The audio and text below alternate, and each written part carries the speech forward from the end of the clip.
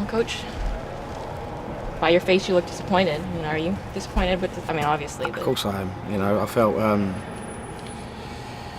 look, we got obviously the injuries to the back line, which isn't helping, and the goals have all come from that, not being in good positions, and it's frustrating from my perspective because it's something that we work on 2, maybe 3 times a week.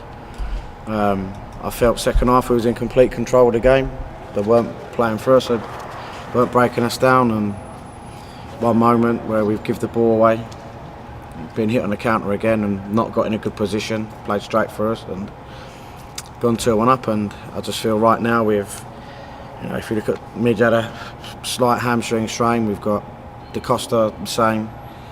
We've just got too many injuries at the moment, and it's killing us. I mean, we look like the team that just played in a 100-degree heat index on Sunday rather than them, and we've had the extra day to recover. But if you don't do your jobs, then you're going to get punished at this level, and that's happened to us tonight. Happened with the first goal, happened with the second goal, and of course it happened with the third goal. So I sound like a broken record, and it's frustrating. But as I say, I haven't had a settled back four now for probably 2.5, 3 months, and it's just getting beyond frustrating. And the fact that we only had 3 fit outfield players to choose from the bench, it's quite tough at the moment. But is what it is. We've got to show character. We've got to show a bit of pride in our work and what we do. We've got a very tough game on Saturday, but we've got to respond positively and do the right things and ensure that we continue to fight for every point. And up until the second goal tonight, I think we've done that for most of the season. And for me, that was a little bit frustrating. I can understand. Obviously, the players been a little bit, dejected, but you've still got to do the right things. There's still plenty of minutes to play and get yourself back in the game. As an example, Washington's a good example of that, and we just didn't do that tonight, unfortunately. How do you feel about Onamuna Iffy getting her first 90? Yeah, I felt she done well. I felt she caused them problems. Obviously, the sharpness is going to be an issue for her, like a match fitness side of things. But I felt she caused them problems down that, especially down their left-hand side and our right-hand side, and she can. It was a positive for us tonight. She can, look back on her performance tonight with pride.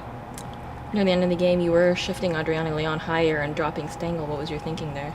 That was not my thinking. I mean, we give the players the freedom to interchange positions, and obviously Dries covers a lot of distance in the games. And all we ask is if they interchange, that someone drops in and does their job defensively, and that's what happened. Because the game, I said to them at half time, it's too transitional.